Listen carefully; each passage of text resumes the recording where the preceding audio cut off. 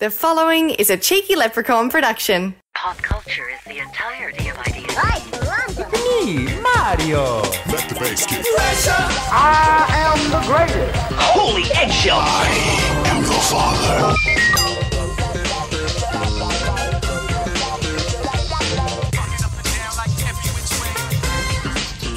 Episode 29 of the podcast, Pop Culture Experience, is the podcast, and I'm Dan O'Kelly, your host. How you doing?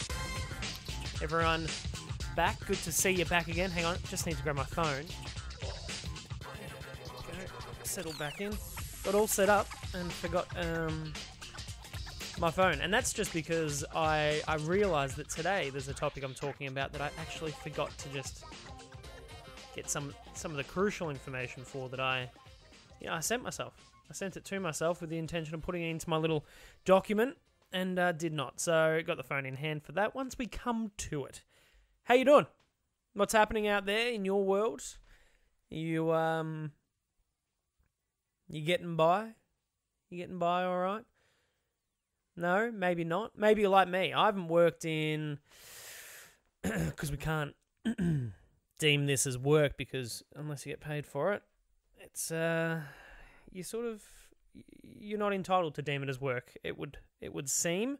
I haven't worked for over 2 months. It's been interesting. On the old.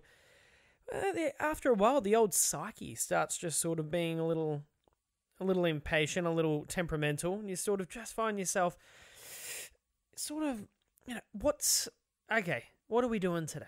What on earth can I line my day with to give it some type of worth? You know, I mean, I've got the podcast is great. You know, once a week, push out one of these, and look, as I said, it can't be deemed as work apparently. But the work that goes into putting out the podcast for a one-man operation, it's extensive. It's extensive. You've got video, you've got audio, you've got all the editing formats. You've got to do all the uploads, all the social media posts. You know, there's a bit in it, and then you got to sit down and record the thing. You know, by the time you come down to the other end of the house where I record the podcast, you're exhausted from the setup. You know, I've got a light. You know, sometimes two lights. You know, the production type lights. You know, the fancy ones. They're not that fancy. They were a cheaper variety of the light, but nonetheless, a light I have to set up each time I do a podcast. Because guess what? There's a bit of video involved. All right, so whether it's, you know, a bit of a promo video for the podcast, or it might be I want to capture some video from the actual episode itself. That's, you know, you got to have nice lighting. It's got to look professional, because if you don't look professional, then what's the point? You know? You got to fill up your coffee mug with your chosen drink of the day. I've got a coffee today. Delicious. Almond latte. I've spoken about that before. Love an almond latte. So the process involved is good. It keeps you busy. Keeps you occupied and keeps the brain ticking over. But, I mean, there must be a lot of people out there that just, you know, haven't had normality in their life for some time. And, hopefully you're doing well. Hopefully you're coasting through and you're just, you know, making the most of it. God knows I have. I've watched just an outrageous amount of TV. An outrageous amount. I'm talking seasons of shows. Numerous shows, multiple seasons. You know, I ticked off one show. Schitt's Creek had, 6 seasons? Now, granted, it's one of those newer format shows with a 12-episode approach rather than the 24. What am I in at the moment? I've started the Mindy Project. Georgia and I are really into the Mindy Project after we also, because we were coming off watching that new Netflix series, Never Have I Ever, which is the sort of high school dramedy, if you will, comedy drama, which was fantastic. Really, really quirky, well-written comedy by Mindy Kaling, I think her name is, who was from The Office, from, the Mindy Project. She was from that movie Late Night, which, guess what? I've also watched that in isolation. Not just a Mindy thing that I'm in at the moment. It's spanned far beyond that. I've dived into a little bit of Yellowstone on Stan. Have you caught that? If you've got Stan where you are, or you have the subscription anyway. Yellowstone, it's been pumped on the radio at the moment. The advertisements for, I believe, season 3 is coming out. And, I mean, it caught my attention because of Kevin Costner. All right, huge Hollywood actor. And I'm thinking, all right, Kev, that's got my attention. Sweet. What is this? It's modern day cowboys and Indians type setup. It's what it is apparently an ongoing, ever-growing battle between the cowboys and the Indians that it's sort of, you think of that as like an old Western type movie, or those olden days. They punch those movies out in the 60s and that sort of a thing. This is it's a modern take. So, and there has to be some sort of grounds for this series. There must be some sort of reality to it. I'm not saying that it's based on a true story. Could very well be. Haven't looked into it that much. But if you're not familiar, it's about sort of old family wealth in the middle of Montana. This white American family who own all this land and have built this massive ranch on it. It's something like 200,000 acres or something. You know the Americans, how they've got the different measurement of length. I think they do acres, something like that. Hectares. Don't know what that one is. Either way, they've got a lot of land in the middle of Montana. And it's about Native American who comes back sort of to town, to Montana. He's a successful businessman, Harvard graduate, I believe. And he comes back, and the whole thing is like, oh, yes, I'm a successful businessman, but guess what? I'm also a Native American, and I'm a leader of my people, and I've come back to take the land back for my people. And he's got a big following, and he's sort of, I believe the idea is he's going to run for mayor, and he's going to go up against, you guessed it, Kevin Costner, who is the head of the Yellowstone Ranch, the family ranch that has all this land, and they are going to go to battle to, Kev, he wants to keep the land, and this guy running for mayor, or whatever he's running for, some sort of official, wants to take back the land for the rightful owners of the land, the Native Americans. And you sort of sit there and you're like, God, these shows that have the ability to give you two characters, right? I'm also watching Billions at the moment, and this does a very similar thing. The two lead characters who are opposed, they're going toe-to-toe with each other. They're on opposing sides of an argument, whatever that argument might be. And they're usually they're arguments that make you, as the viewer, sort of question your morals. Like, well, what do I believe in here? Like, what is the right thing to do? And that's what it is. It's all making you question what you believe is the right thing to do. And usually it's a pretty clear-cut answer. So take this, for instance. You can understand, okay, well, the way Kevin Costner's character has attained the land that he has been through a lot of criminal activity over the years. He's a bit of a dodgy operator. So therefore, you know what? Screw him. Hopefully he does lose the land. But because he's, one, Kevin Costner, they're very smart in their casting. They put someone in there that is a likable actor by an audience. It's enough to make you sympathize with the character because, well, we see their side of the story a lot. We see their backstory. We see the fact, you know what, his wife was killed. Not much of a spoiler, don't worry. But it goes on from there with a lot of his family and close people around him dying in various ways, and there's a lot of death in the show, which it makes it that much more entertaining in terms of it's actually like action rolled into this intense, I guess, drama. But it's enough to make you question if you should like this person or not. Similar to when Joker came out last year, the film where you see Joaquin Phoenix as the Joker. The Joker his whole mission is chaos, to inflict chaos on society. Society is us. We are meant to, see a character that is doing wrong by the general public as a bad person and therefore want to see them get sort of what they deserve. So I love those sort of shows, and that's what Yellowstone is. It's shaping up as this show that's making me wrestle with my own morals. And shit, do I agree with that? I don't know. I'll wait for the next episode and see if I can make a decision then. And I never do. And as I said, Billions, another show that I'm somehow simultaneously watching. does the same thing. So if you're looking for shows like that where you sort of your emotions and your feelings are challenged a lot, give one of those two shows a go, both on Stan. So you could sign up to Stan. This is an inadvertent advertisement for Stan. Sign up to Stan, download the apps, whatever you got to do, head on, add them to your watch list. Just go on and watch those shows. Cancel the Stan membership if you want. I don't care. No vested interest. Unless they were interested in maybe a very low budget podcast sponsoring them and advertising for them, then they would sponsor me. That's how it works. Anyway, moving on. Look, today I just wanted to turn the mic on and I just wanted to chit chat. I don't have anyone on today. It's just going to be me and you listening. I'm just going to chit chat about some of the things that have been catching my eye in pop culture because, well, I find it a little bit cathartic, a little bit therapeutic. Just to sort of sit and just talk and flesh it out. Sort of me to myself, but, sort of indirectly to you. You can maybe think about some of what I'm talking about. You can talk to the radio in your car if you're listening in your car. That's fun.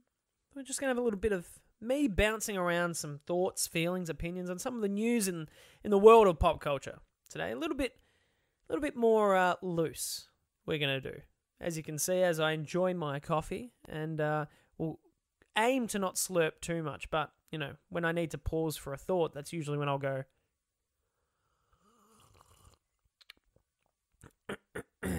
because it adds audio. And it's important to not have too much dead air. All right, let's have a look at the news. What's happening? Okay, this week marks the 36-year anniversary of Ghostbusters. Freaking pop culture classic. Talk about a classic film. Could you say that is one of the things that most define pop culture? I think there could be an argument to be made. Certainly. I think that, well, what would 36 years ago be? Here goes some bad maths. All right, so what are we now? So it would be that. We would go, subtract that. 1984. So when I was saying subtract that, do that, I was Googling. That's all I was doing. 1984, Ghostbusters came out. So in the 80s, this was before the big boom of Batman, 1989, Tim Burton's Batman. That was a massive, that's considered a huge pop culture phenomenon in terms of cracking the mainstream in a way with something that was considered niche in the past, a nerdy concept, if you will, that cracked the mainstream and blew it up in terms... and they're the things that create pop culture, I guess. So Ghostbusters was huge. You could argue that in terms of a sci-fi based movie, comedy or not, there hasn't been before it many bigger. But I think it was the element of the comedy that made it so fun, likable, and people wanting to jump into that world and just immerse themselves in the world of Ghostbusters. And that's what you saw. You saw toys, you saw posters, you saw, oh God, what else did you have? Toys back then was huge. Comic books, there's a cartoon spin-off of Ghostbusters. Enough to make you look at it. You look at the body of Ghostbusters and you go, yeah, okay, that had an impact. And the fact that they're still pushing things out to this day speaks volumes to that. So 36 years ago today, one of the biggest pop culture phenomenons was created with Ghostbusters. With that news, there's been a bit of talk about the new film that's coming up with the Ghostbusters Afterlife, I believe it's called, which was meant to be, I think it was meant to be out by now, but it, spoilers, isn't. And so that's been pushed back to 2021. Release date's now being said to be March 5th, 2021. So... interesting. I've just noticed that I've copy and pasted information wrong in two separate, because what I'm going to go into next is another story which features a little bit about another film which also states March 5th, 2021. If I happen to be talking today about two films back to back that actually have been moved to a new release date of the same weekend next year. Fascinating. Fascinating stuff. And if nothing else you tune into this podcast for, it should be things like that. Little gems. Little gems. You will get to that in a second. So yeah, Ghostbusters Afterlife will be coming out next year, 2021, March 5th, if I've got that correct.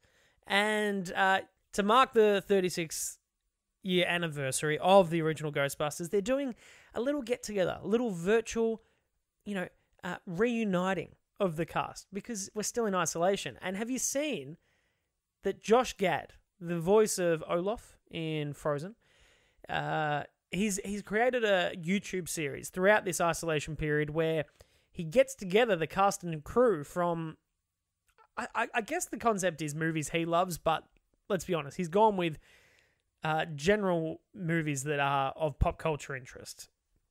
And so far he's done one for The Goonies, he's done one for, what was the other one? Oh, Lord of the Rings he did one for, and it's like a Zoom call.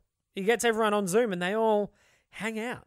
They all chit-chat and just, rekindle and relive their relationships and their memories together. Because some of these people maybe haven't seen each other in a long time. So we get to sort of go along for the journey, if you're so interested, to see a cast reunite. And you can do that with Ghostbusters. That's the next one he's doing. So you can watch that by heading over to Josh Gad's YouTube channel, which is, it's his YouTube channel. And the series that he does is Reunited Apart. So there you go. Go check out the 36-year celebration of Ghostbusters with the original cast. Moving on. It's been interesting is during times like these where movies have had to stop production, it's been concerning to think, especially with how much content I've been pushing through. I've been watching everything. Depending on how much longer this goes on for, are we going to get to a point where there's going to be a lull, like a couple of months where nothing really comes out? Because everything's been pushed back. So you sort of go, well, shit, at some point, the period we're living in now is going to take a toll on all those release dates. And we're lucky, whereas lately we've still had the backlog of things that were to come out. So they've been able to be released, and I'm largely talking Netflix. I'm talking the streaming services, because the movies that were meant to come out during this period will be pushed back, and therefore we're going to have a constant trickle of movies coming out, I guess, in cinemas anyway.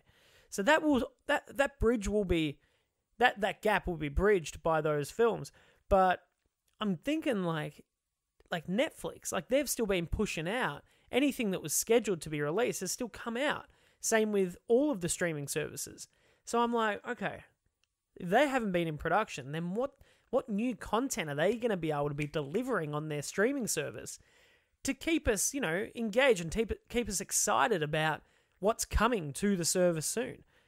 So with that in mind, I was like, well, I'm going to have to research this. What are they going to do? Guys, you can relax. I worked it out. So what's happened is animation hasn't stopped. Who would have thought? I certainly don't know why I didn't think that. So animation's kept going this whole time. Things like Disney, Warner Brothers Animation, and Nickelodeon have not missed a beat. The only one that said they remotely had to slow down a little bit was Warner Brothers, stupidly, because they're one of the biggest studios. You'd think they'd have their shit together. But I guess Nickelodeon does animation all the time. Warner Brothers were like, look, there was a little bit of growing pains, but we really didn't miss much. We didn't really miss a beat. We've kept going. Everything's on time. Everything's on target.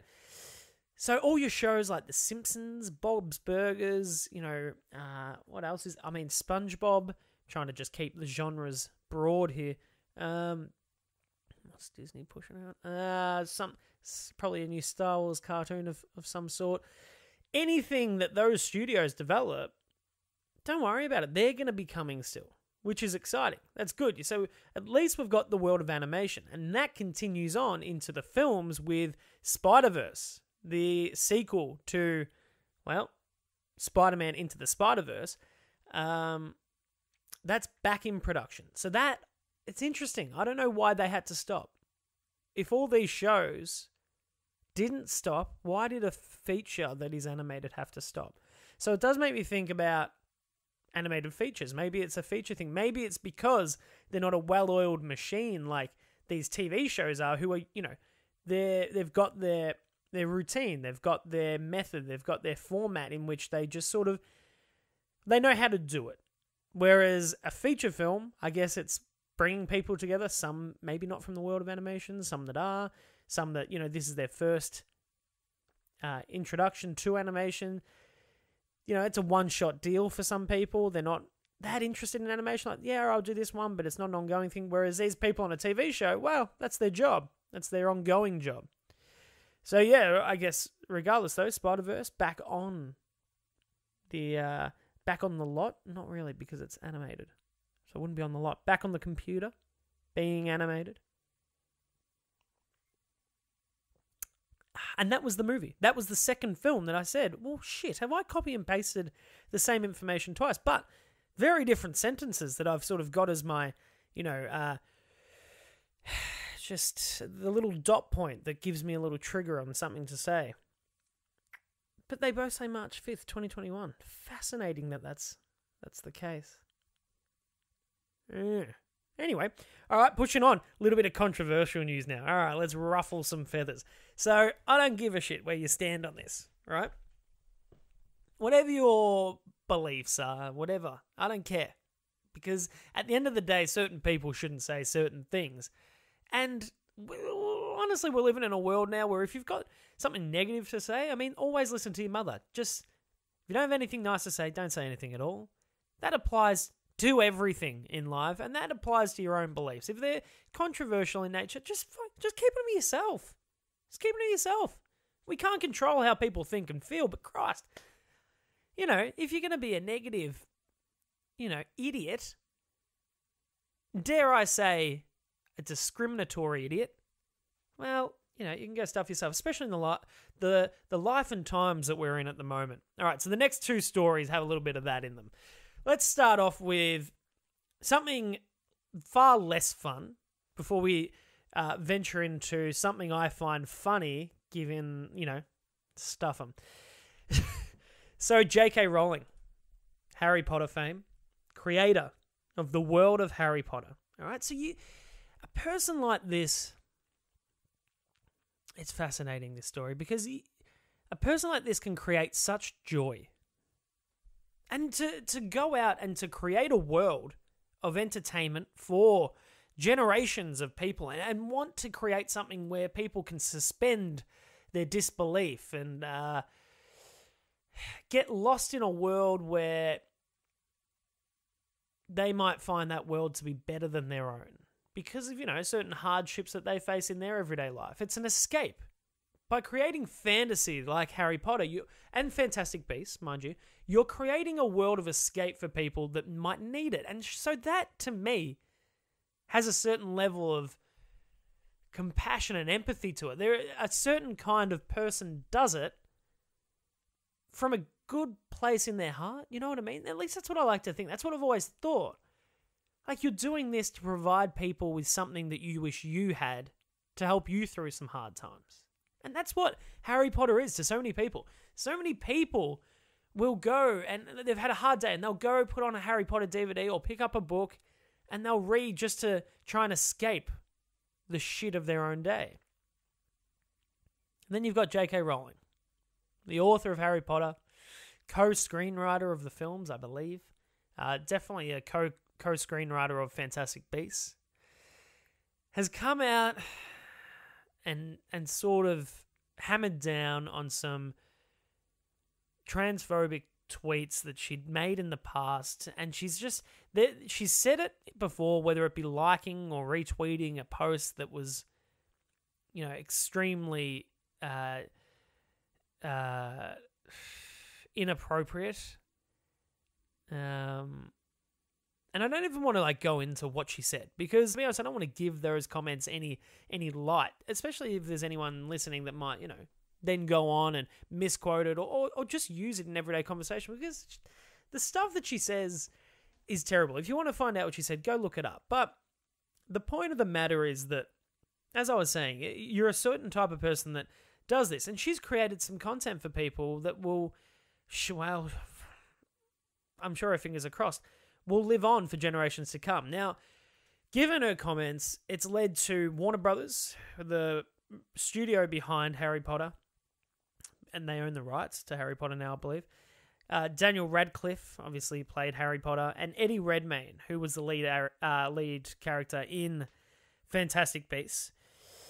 They've all come out and they've spoken out against J.K. Rowling. And it was just interesting because, one, the power that somebody like this has to completely dismantle something is quite amazing. So, like, what she's done here, very much self-sabotage, whether it was intentional or not. She's very much damaged her reputation, her public persona, because especially with the times we're living in, like, people are now putting their foot down. They're like, we're not going to take this shit anymore.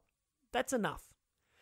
She's hugely damaged her own brand, but inadvertently in the process, it sort of damages the whole world she created through Harry Potter and into Fantastic Beasts, which is so crap for two big reasons. One, anyone that stands to benefit financially from those movies, such as your Daniel Radcliffe, your Eddie Redmayne, Warner Brothers, all the actors, all the producers, anyone else who has some sort of stake in those franchises.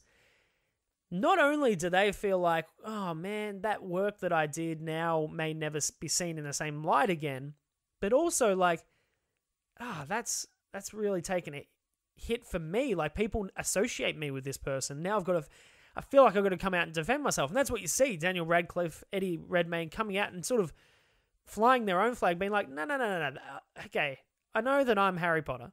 All right, I get that. I get that I've been in a lot of photos with her, been on red carpets and stuff. I actually don't like her. I don't like her. And he didn't say that, but that's sort of read between the lines. She's a scumbag. Absolute scumbag. Don't believe anything she says. So just, can we please try and continue to enjoy what Harry Potter is to you and don't let this tarnish it? Which, that was where I was like, holy crap, that's such a good point. Think of the fans. Think of the transgender community. If you're a Harry Potter fan within that community, and even if you're not to a large degree, but you're a supporter, and you hear this, and now you're like, okay, well, the same brain that thinks that thought up these stories I love so much, that you can go one or two ways. But she also thought of Harry Potter. Is there something to maybe she said? Already you're in the minority. Maybe not even in the minority, something lower than the minority, because no one's going to believe that. Because what everyone's going to think is, how can I support and be so excited about something that came from somebody like that? It's like watching The Apprentice, the TV show. None of us felt great about watching it in the moment when it was on air, but, you'd watch Trump, you're fired, and you're like, oh, it's a bit exciting. Now you look at it and you go, why did we support that? Why did we feed that ego? It's the same thing. It's supporting people's work that you feel like they don't deserve the rewards that come with that. But the saddest part is if people now can't enjoy Harry Potter the same as they may have before. Because Harry Potter is huge in pop culture. Like, that is the fan base of Harry Potter. Whether you are a diehard fan or you're a casual fan like me. Like, yeah, I've seen them. I like them. They're a fun watch. But now you sit down and maybe you want to put on a Harry Potter to make yourself feel a little better at the end of your day. And you're sort of faced with, oh, that's right, she said that. Oh, she said that stuff. I actually feel worse now. Oh, I feel even worse than what I did before. The escapism of Harry Potter is under pressure. It's under attack because of the dimwit author of the series. It baffles me how people manage to just not only be so uneducated and have such questionable morals, I guess, but they could so blindly tarnish the work that they've done especially her. She is a multi-millionaire. Maybe she just doesn't care. I guess that's what it is. Does not care, doesn't need to. So that was one thing, all right? That's one piece of crap. But if you're a Harry Potter fan and you're sort of feeling a bit conflicted after this, try and push past if you can, because at least look at the movies. At least the movies have other people contributing something, not just the book. And watch it for them. Ooh, that was heavier than what I thought. Anyway, moving on to this one. This is a pisser. You ready for this? Cops, the TV show, cancelled. It's done.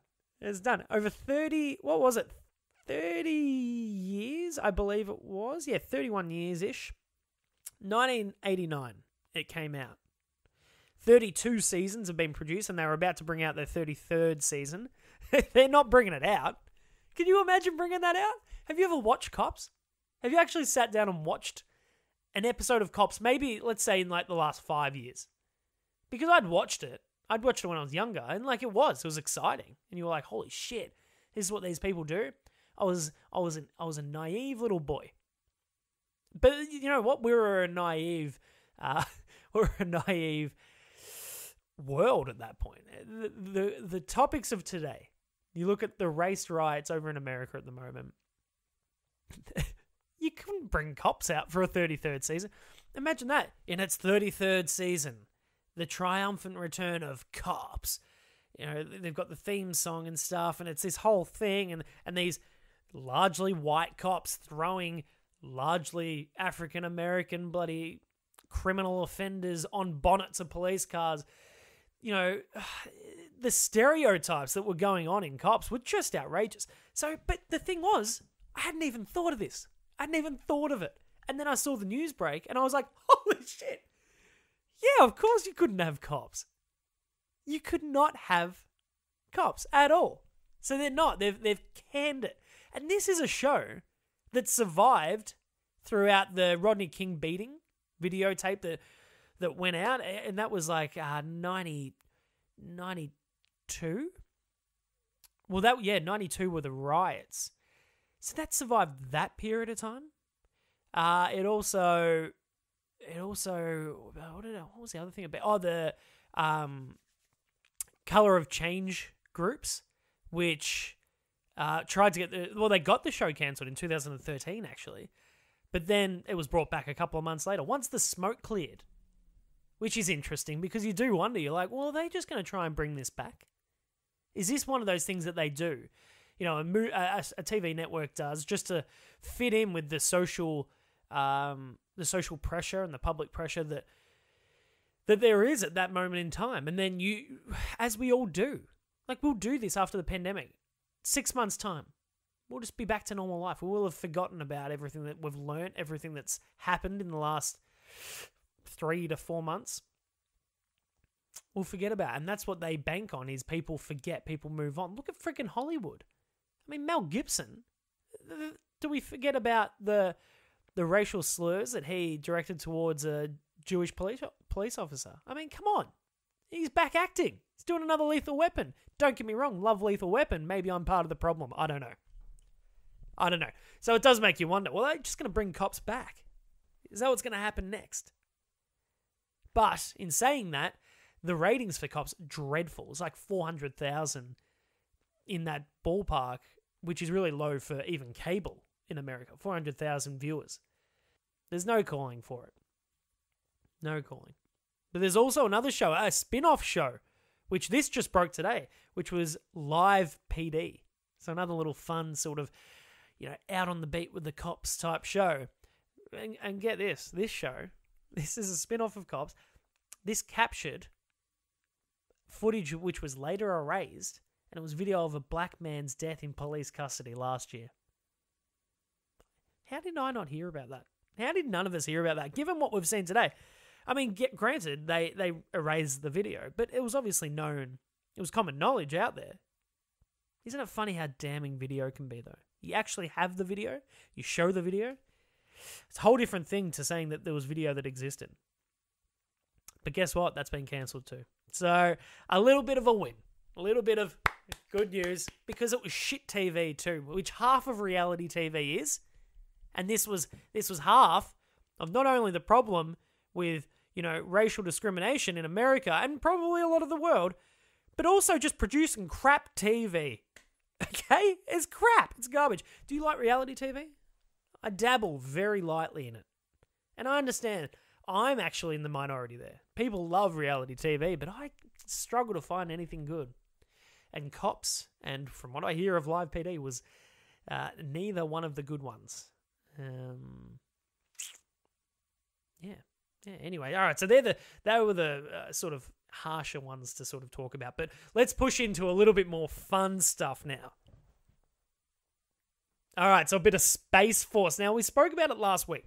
You've probably had a bit of time to either hear the podcast or maybe go and watch Space Force for the first time, or maybe compile some of your thoughts about it. But guess what? I don't actually care about that, because we're not here to talk about the TV show as much as we are here to talk about Netflix versus the US government, because this is great. So Trump comes out and says, hey, I want a Space Force. It's going to be another branch off the US. That's a bad Trump impersonation, isn't it? I'm not even going to... What was that? That was like... It was like Dick Cheney mixed with like Nixon. I don't know. Anyway. So we all knew that. Trump came out and he wanted the US Space Force as another branch off the US Air Force. Okay? This was... When did he announce this? Was this like 2018 or something? And then, start of 2019, Netflix came out and said, we're doing a show which is going to be called Space Force. You won't believe it. The US government didn't trademark Space Force. Guess who has? Netflix. Netflix have gone and got the trademark for Space Force in Europe, Australia, Mexico, among many others. They've pretty much clocked it globally. And the US government hasn't even secured the trademark on US soil. So what's happened is... God, it's good stuff. So America, what they did was they filed for use of a trademark. So the quote I've got here is, the Air Force merely owns a pending application for registration inside the United States based on the intent to use. So they've got a registration application form to maybe be able to use just within the United States. All right, so that's one thing. Meaning that the feds have gotten a place in line, but no confirmed trademark rights thus far. So then, this is where it gets interesting. Enter Netflix. Netflix come to the table. No one's got the rights to it in America. They're just the government's sort of, we're going to use it, but we don't own it. Netflix comes in, armed with, we've got the global trademark everywhere else bar here. Who holds more weight in the argument? Netflix. So this is actually going to end with the US not actually being able to have Space Force trademarked. So and that doesn't matter. Where it matters is when it comes to like merchandising. So they can both be called Space Force, okay? US government can use Space Force, and Netflix obviously can because it's dominant with the trademark. But if the US government want to start selling merchandise, which they do, they sell merchandise for everything related to whether it's policing or military. You can buy Air Force t-shirts, you can buy military, you can buy, as much as you can buy NYPD t-shirts or New York Fire Department. What do they call that? NYFD. I assume. I think I've got one. But you can buy all that stuff. So if they want to monetize it in the form of merchandise, then that's where Netflix sort of step in and go, so we're going to have a portion of that check. Or, they just flat out get a band. And if you're Netflix, you're not getting a band. No way. You are taking that cash. So the government are going to be like, well, I've got to think of a new name. Space Force had a nice ring to it, didn't it? Yes, it did. So much so they made a TV show off it because it's outrageous, but it works in a TV show. But it's been interesting because what we spoke about last week has sort of trickled into this, with the show sort of got a bit of negative press and then people weren't really feeling it that much. But now this has done this weird thing where the fact that Space Force, the TV series, is beating the US government, who is largely hated by everyone at the moment, in such a funny way. Like, people are calling this, they're saying, yeah, this may be the funniest thing related to Space Force, the TV series, or, this may be the funniest thing that the TV series has done so far, but we can't wait to see season 2.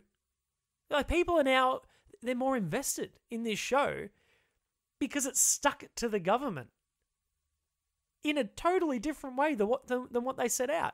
Their whole intent was to stick it to the government by poking fun at their Space Force, and people were kind of like, yeah, whatever, like, wasn't that funny? Oh, but we also, like, trademarked it, and now they're screwed with their name. They can't even use it. Oh, hang on, that's good. That's good. Write that into season 2. That's where we're at. That's where we're at. Space Force has got a groundswell beneath it now because people are now, they've got another interest in it. They're like, holy crap, the people behind this show are even funny. They're sticking it in different ways beyond the show. So, what did we learn from that? Well, US government, somebody, I don't know who's responsible for that. It was like everyone kept passing on. I'll get Jerry to do it. Oh, get Joanne to do it. She'll do it. No, we'll get Don. He's good at that. Well, no one did it. No one signed the papers. Netflix, incredibly smart with their not only their choice of development on a TV show, but also their publicity stunts with picking battles with targets that everyone wants to pick on at the moment, US government. Also, the fact that Netflix is so eager to attain the rights of all of... And also the fact that Netflix is so keen to obtain the rights and the trademark rights of Space Force that we're clearly getting a second season, which is very exciting too, because they might make it a bit more funny. And then that'll be a really good show. Even more than what I enjoyed the first season. So there you go. There you go. That's a bit of... How long have we just chatted for? We've chatted for roughly 40, 45 minutes. That's fantastic. That's fantastic. Hopefully you got something out of that. Okay? Anyway, guys, look. Hopefully a little bit of that, even though there's some heavy stuff in there, hopefully you just... It's all about how you choose to process it all, isn't it? And when you process things through the mindset of pop culture, it makes it a little more digestible. Even the J.K. Rowling stuff. Yeah, we don't like her, that's fine. Think of the fans. Think of the world of Harry Potter. It's still fun. And then cops. I love that. I'm so happy about that. So, anyway, all that aside, plenty to talk about today. I'm going to wrap it up there. Hopefully, you've enjoyed yourself. Hopefully, you're getting by out there. And, we keep pushing forward, trying to get to that finish line where normality returns. Here in Australia, I've been out for dinner a couple of times because, last couple of days, we've had no new recorded cases of coronavirus. That's me touching wood. So hopefully things continue to return to normal wherever you are. Thanks for listening, as always. If you do want to subscribe to the podcast or leave any feedback, I love hearing the feedback. You can do that. Subscribe on iTunes, Spotify, Stitcher. You can subscribe to the YouTube channel where there's also other videos that pop up, little snippets of each episode throughout each week. What was that? Apple, Spotify, Stitcher, and then YouTube. Yeah, and head over to the Cheeky Leprechaun website. That's our sort of production house, and you can find other stuff there if you're looking for a little bit more entertainment.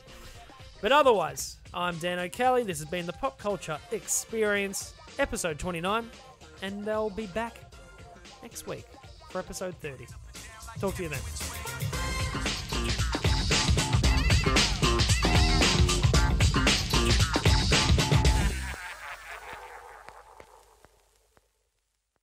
This has been a Cheeky Leprechaun production.